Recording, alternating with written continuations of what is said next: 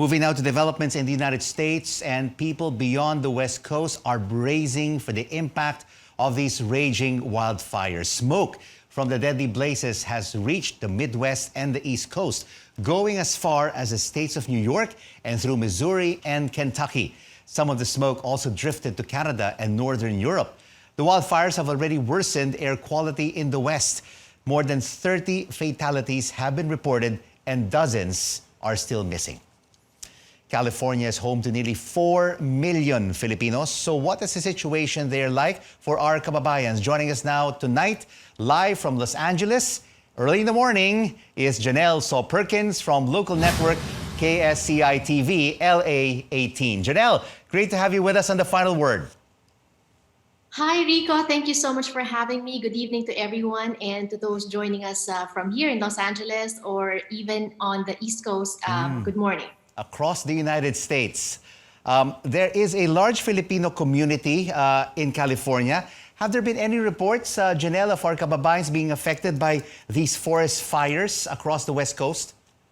Yes, I can speak for the Los Angeles area. I was in touch with the Philippine Consulate General here in Los Angeles, and they had issued an advisory asking people to report if there's anyone needing help and assistance. And as of September 15, they got informal reports of 2 Filipino-American families that have voluntarily evacuated and are now staying with their relatives.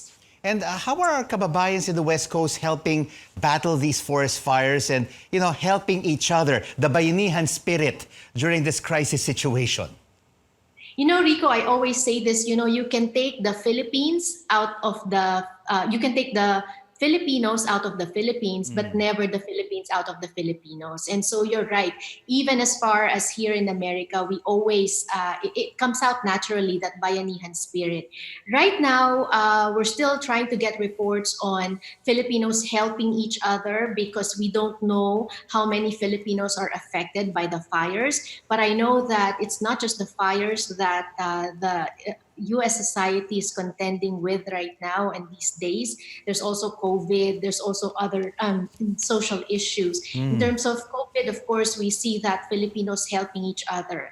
For now, there's others checking in with each other on social media, on Facebook.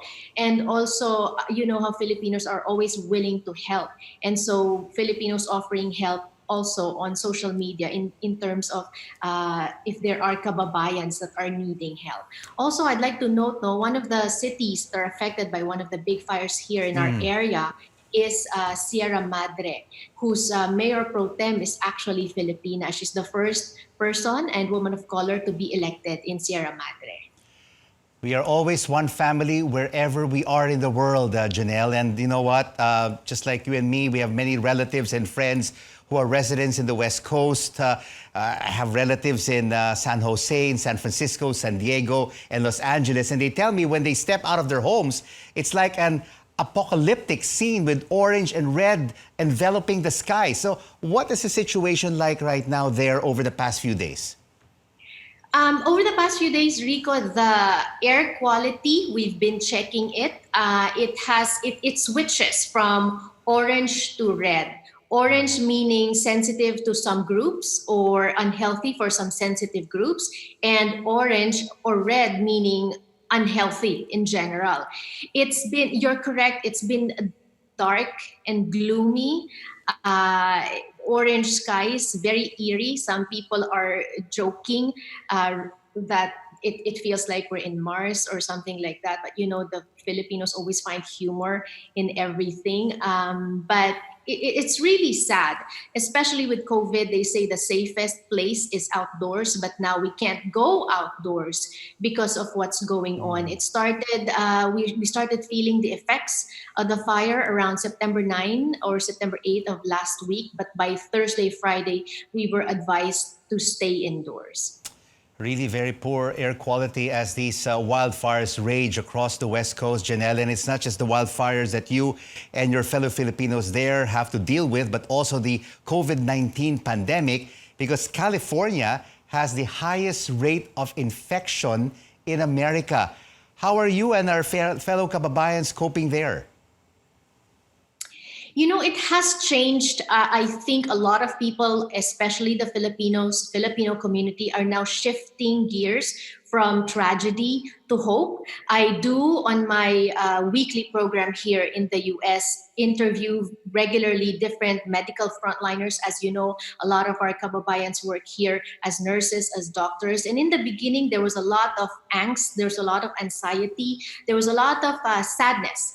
But my most recent interview, the nurse that I got to talk to from Irvine, very young, has said, there is doom and gloom, but in the medical field, the standard of care for COVID patients have gotten a lot better. They now know what to do with patients, and though people are still reporting, or the media is still reporting about the deaths, there's also a lot of people that are able to defeat the virus and are able to go home to their families, and that's good news. Also, what we're hearing right now are people, tired of fear. They're saying that we can't live our lives in fear. We can't live in hiding indoors all the time. So we have to slowly go out. A lot are already now supporting the opening up of the economy, opening up of the society, for as long as we remain responsible by practicing, social distancing measures, wearing a mask, and of course, hygiene, washing hands often. Janelle, thank you so much for joining us on The Final Word, and thank you so much for your insights. Please take care and stay safe. Janelle So-Perkins from local network KSCI TV LA 18.